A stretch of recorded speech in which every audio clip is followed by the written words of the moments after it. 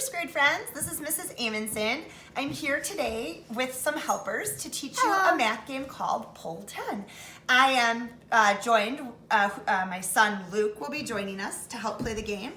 My son Jack will also be helping, and Mr. Amundson is running the camera crew today. So let me tell you what you need in order to play the game Pull 10. You need one deck of playing cards. That would be something like this, if you have them. And you need a deck of number cards. These are my number cards, and you should have number cards 1 through 20 or more. You can make your own number cards by cutting out squares of paper and writing numbers on them.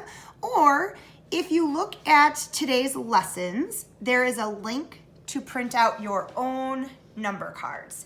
So here's how we're going to get started. I'm going to move that over there. The number cards go face down, and your playing cards, a couple things I need to tell you about them.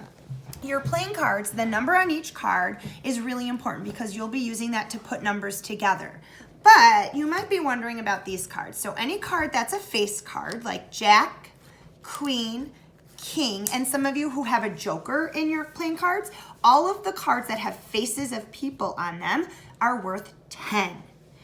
An ace card that has an A on it, it has just one little object, so that's a clue. That's worth 1, okay? So before you play, you can have an adult, or if you're really good at this, you can mix up your cards. I'm going to do my best to shuffle the cards.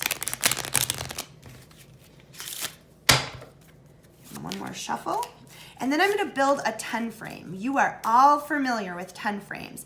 That's where the name of the game Pull 10 comes from. There will always be 10 cards laying out on your turn. Now, when it's your turn, your job is to see if you can make the target number. So, let me go ahead and pick the first card. My target number is 8. I'm going to see if there are any ways for me to make the number 8. So as I'm looking, I have a lot of face cards here today. Those are all worth 10. That would be kind of tricky. But I think I can see one way. If I put 7 and 1 together, I know that 7 plus 1 equals 8. So I get to keep those in my keeper pile.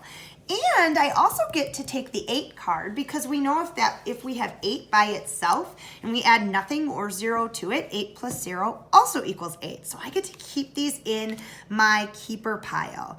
Now, my son Luke had a question about this game. What did you want to ask, Luke? So, I think we were gonna do, are we gonna do,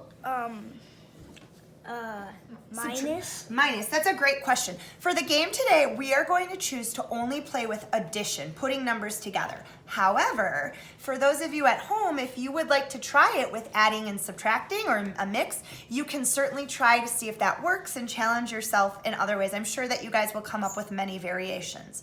So we're gonna keep playing. I should tell you that we'll know the game is done when all of the cards have been used up and we can't play anymore. And when you're done, you each count the cards in your keeper pile, and whoever has the most cards is the winner of the game. But remember, you've already won if you've had fun. We say that all the time in school. Or the most points?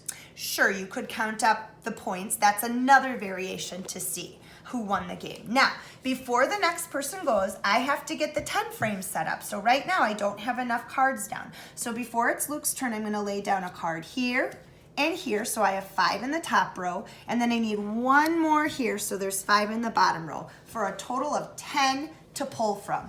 Okay. Luke, would you please pick the next card and tell us what you have? I think it goes like this. There. Okay, I got a 6.